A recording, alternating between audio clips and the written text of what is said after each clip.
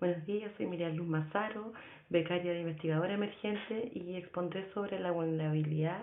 de las comunidades indígenas en relación a los derechos de aprovechamiento de aguas en Chile,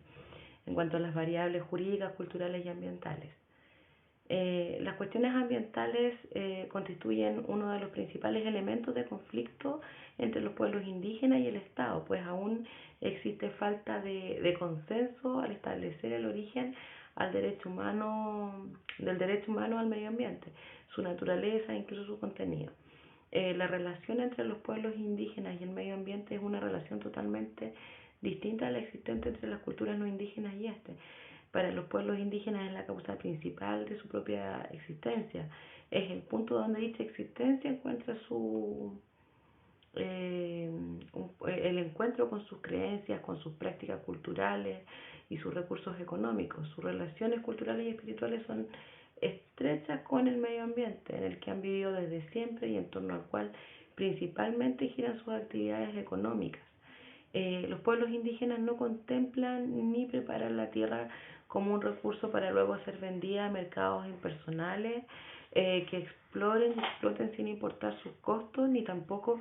ven a los árboles, plantas y animales como un mero adorno del entorno social. Para ellos la tierra está dotada de un significado sagrado y es parte fundamental de la existencia e identidad de un pueblo. Si bien este derecho humano al medio ambiente se encuentra ya positivado tanto en el ámbito nacional como internacional,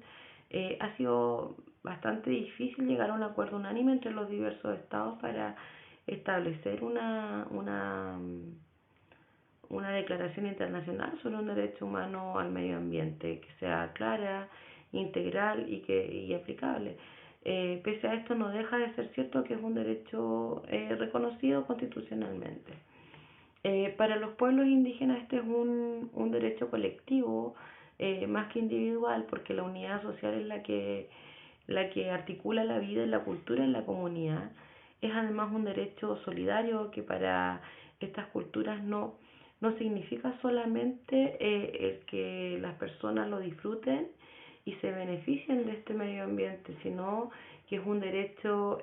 solidario con las generaciones futuras, es decir, tiene un carácter de sustentabilidad, ¿no es cierto? Para que encuentren un medio ambiente lo más intacto posible. Entonces, para los pueblos indígenas este medio ambiente es el origen de todo, así como para las culturas no indígenas el derecho a la vida lo es todo. Para el indígena el medio ambiente y todos los recursos que entregan, entre ellos el agua, es su existencia, es su esencia, es el derecho principal y sin este no se podrían desarrollar sus formas de vida tradicionales ni su cultura,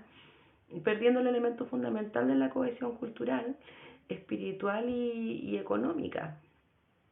El contenido del derecho medioambiental radica en dos aspectos bastante relevantes y muchas veces vulnerados, que a su vez son motor de la existencia, que son el derecho a la tierra y al territorio. Ambos derechos colectivos, complementarios e interdependientes, eh, que se basan en esta relación especial que existe entre los pueblos indígenas y el medio ambiente en las condiciones que necesita para ponerla en práctica, como son la propiedad de la tierra y la explotación. Esta explotación de los recursos naturales según las prácticas tradicionales que han acompañado siempre esa relación entre la comunidad y su territorio. Entonces el derecho aquí al medio ambiente, tal y como lo contemplan los pueblos indígenas, se encuentra suficientemente determinado y diferenciado. La falta de unificación en un proyecto de declaración sobre el derecho medioambiental ha llevado tal vez a sobrepasar la realidad y lucha que han mantenido desde siempre las comunidades indígenas respecto de su territorio y uso de los recursos naturales entregados por este. Existen varios informes sobre, entre estos el más relevante es es el del Comité de Derechos Humanos de marzo del 2007, el cual exige a Chile una serie de medidas que benefician a los indígenas e indican las situaciones de incumplimiento del Pacto Internacional de Derechos Civiles y Políticos y el Pacto de Derechos económicos, sociales y culturales. Estas normas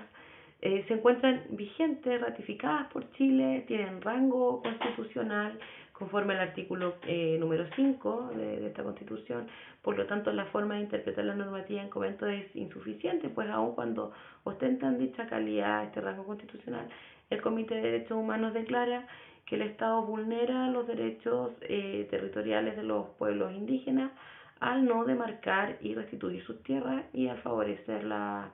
ejecución de megaproyectos en sus territorios. Eh, las cuestiones ambientales y sobre todo el ejercicio de estos derechos reconocidos ampliamente en la Constitución o en los tratados internacionales han sido una de las principales causas de reclamación de los diferentes organismos internacionales por parte de los pueblos indígenas, los cuales han visto en estas instancias del derecho internacional la última esperanza de recuperar lo que les pertenece, lo que es suyo. Eh, en lo que dice relación con el ámbito internacional, eh, bueno, aquí existe una disposición de proteger los derechos ancestrales de los pueblos indígenas a los recursos hídricos, al acceso a sus recursos hídricos, protegiendo su hábitat, usos consuetudinarios y cultura. Lo anterior se ve reflejado en la mayoría de los países que han ratificado el Convenio 169 de la OIT, de la Organización Internacional del Trabajo, el cual en su artículo 15 reconoce los derechos de los pueblos indígenas sobre los recursos naturales situados en sus tierras. Igualmente, la mayoría de los países de Latinoamérica los han ratificado la Convención Americana de Derechos Humanos junto a la competencia de los órganos encargados de su aplicación, a la Comisión Interamericana de Derechos Humanos y Corte Interamericana de Derechos Humanos. Si analizamos el artículo 15, número 1 del Convenio 169 de la OIT, el cual prescribe que los derechos de los pueblos interesados a los recursos naturales existentes en sus tierras deberán protegerse especialmente.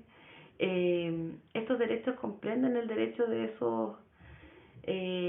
pueblos a participar en la utilización, administración y conservación de recursos.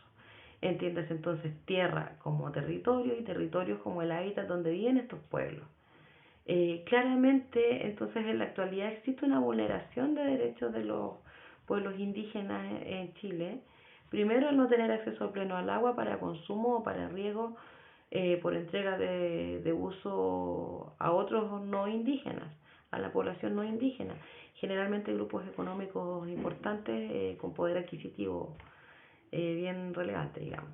Después también al verse afectada la calidad y el régimen del agua con plantaciones, por ejemplo, que no permiten mantener los cultivos tradicionales o la sustentabilidad de la biodiversidad de flora y fauna, y además, al ser insuficientes estas últimas, se ve empobrecida la forma tradicional de vida en términos de alimentación, hierbas medicinales y la vitalidad y energía de los espacios de significación cultural propios de la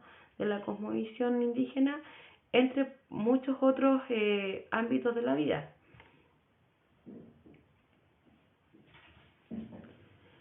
En lo que dice relación al derecho ancestral de estos pueblos originarios, este derecho ancestral pretende proteger el aprovechamiento histórico y actual de las aguas, que se basa en la preservación y restitución de las aguas usadas tradicionalmente por comunidades indígenas, de manera tal que no existan impedimentos o dificultades para su ejercicio. La concepción de los indígenas es que el agua es una herencia de los antepasados y es un derecho al cual no pueden renunciar, porque si su conservación, tanto económica, social y cultural, depende de este recurso. Cabe preguntar entonces, ¿cuál es el fundamento para otorgar un derecho ancestral o estatus jurídico especial sobre tierras y recursos naturales, como el agua en este caso, a pueblos que no han adquirido el dominio conforme a nuestro sistema jurídico, es decir, conforme a nuestro sistema registral de bienes? Aquí la Corte Interamericana de Derechos Humanos ha resuelto este tema al señalar que es un derecho de propiedad, argumentando que estos pueblos han sustentado su derecho de propiedad en haber contado con esos recursos para subsistir y mantener su cultura, y que si no se reconociera este tipo de propiedad desde la perspectiva de los derechos humanos,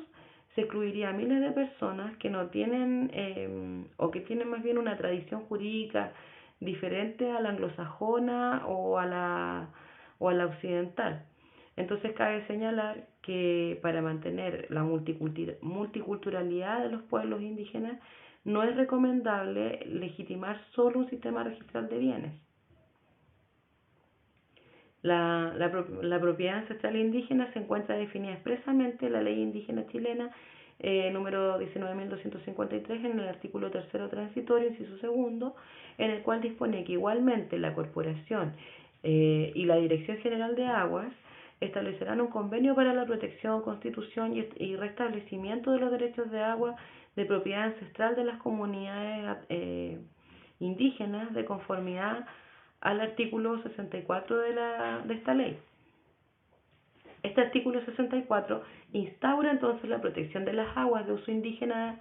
de Chile y las considera como bienes de propiedad y uso de comunidad indígena establecida por esta ley. Las aguas que se encuentran entonces en terrenos de comunidad,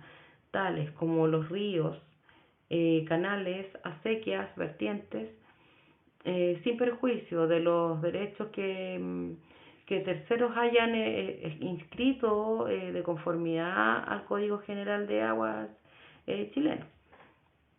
Con el derecho ancestral indígena entonces se reconoce el derecho consuetudinario de los pueblos étnicos, no obstante que el Estado ha cometido el gran error de dar preferencia al derecho nacional por sobre el indígena, pues trata de homologarlo con la sociedad chilena e integra los recursos indígenas y sus tierras al desarrollo nacional, ignorando el derecho preferencial que tienen estos grupos étnicos sobre las poblaciones no indígenas. Siempre existen respecto de las aguas usos legítimos y usos ilegítimos, o más bien no concesionales. Y la gente se va acostumbrando a realizar esos usos aparentemente ilegítimos o no concesionales,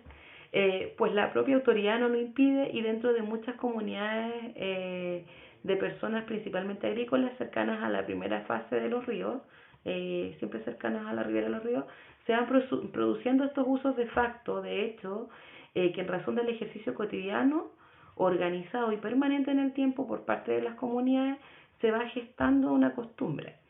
Esta costumbre se va llevando a cabo tradicionalmente por todas estas personas con una conciencia de que es legítima, incluso con una regulación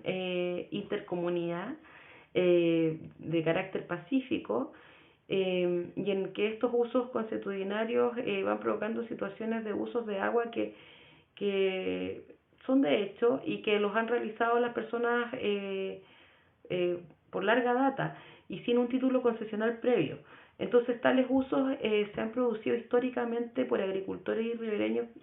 día a día, y el derecho tiene que enfrentar esa realidad sin perder de vista el reconocimiento de la ancestralidad dentro de la estructura normativa a aplicar. En el artículo 7 del Decreto Ley 2603 se encuentra el fundamento del procedimiento de la regulación o regularización de derechos de aguas consuetudinarios.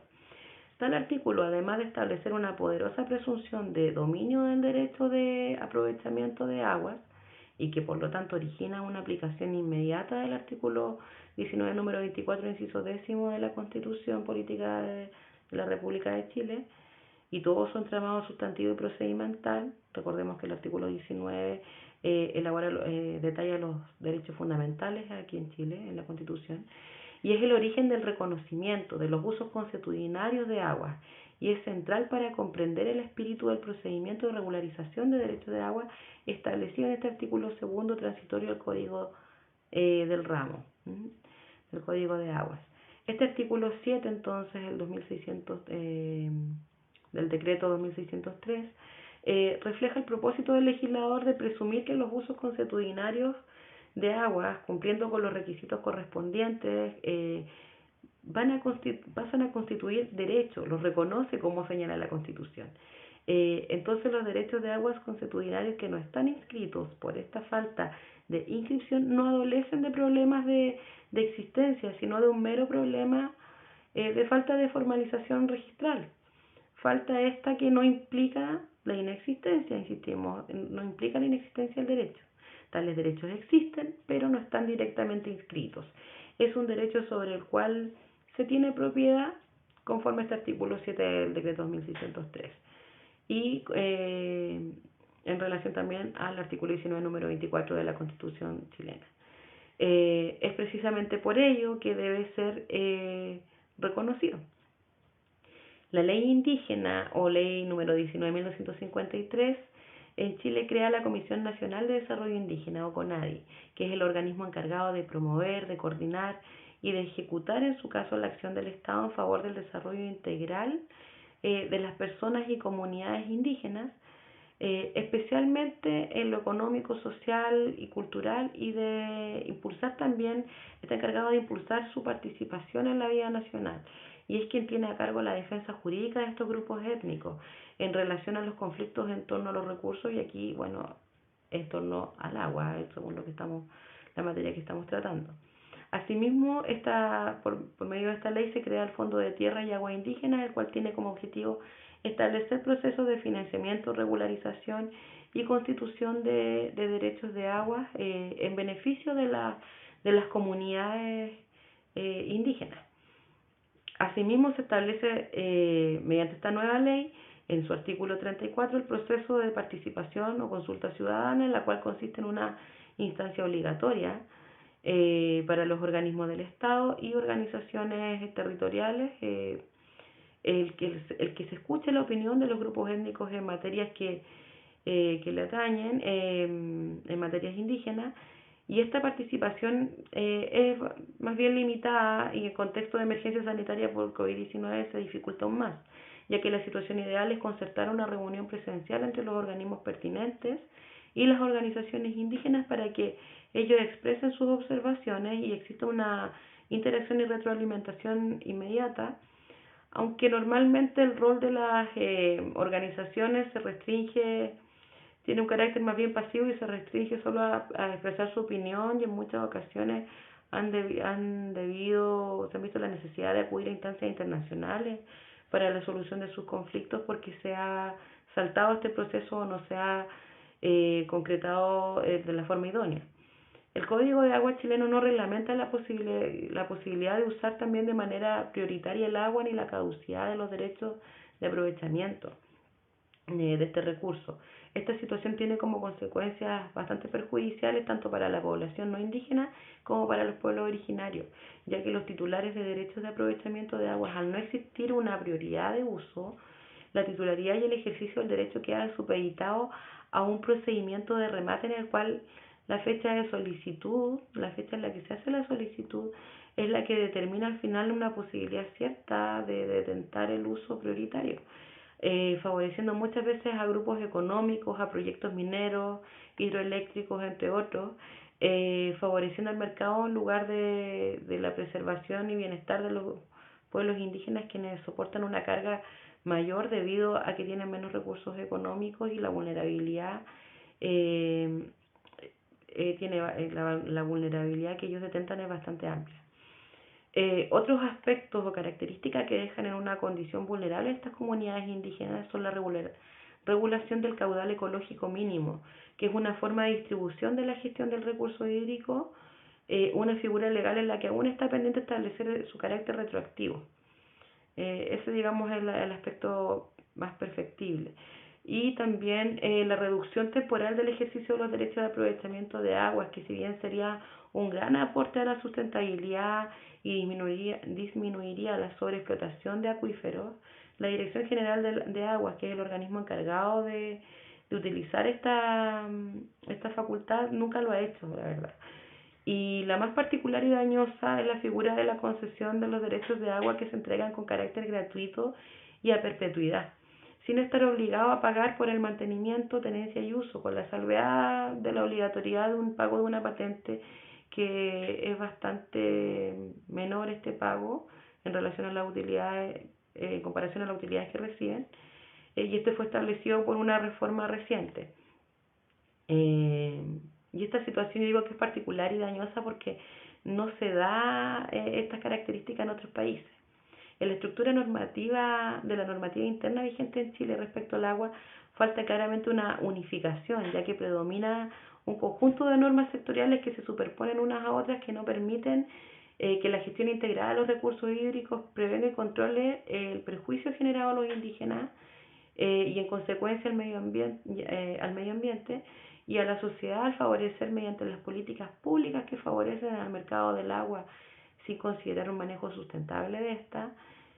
por ejemplo, considerando la participación de la comunidad en las decisiones, igualdad en cuanto al acceso al recurso, recuperación de la soberanía sobre el agua y sobre todo resguardo de las cuencas, ecosistemas y aguas superficiales y subterráneas. Debemos considerar que en la zona norte de Chile ya las aguas superficiales se han casi extinguidas y se están explotando las subterráneas. Existe una clara tendencia de mercado en el cual el agua solo es regulado como un bien económico, sobre el cual se puede ser titular de propiedad incluso con carácter vitalicio sin necesidad de estar aprovechándola, mientras pueblos originarios vulnerables no pueden acceder a ella, por lo que se requiere una pronta reforma en la materia. Muchas veces acceden, pero con un caudal mucho menor, que no es suficiente para toda una comunidad. El legislador se ha preocupado por incorporar reformas a la institucionalidad ambiental, por mantener instancias de participación ciudadana y consulta indígena, entre otros aspectos, pero actualmente las comunidades viven en condiciones más gravosas y perjudiciales, lo que visibiliza la necesidad de un cambio profundo con enfoque sustentable.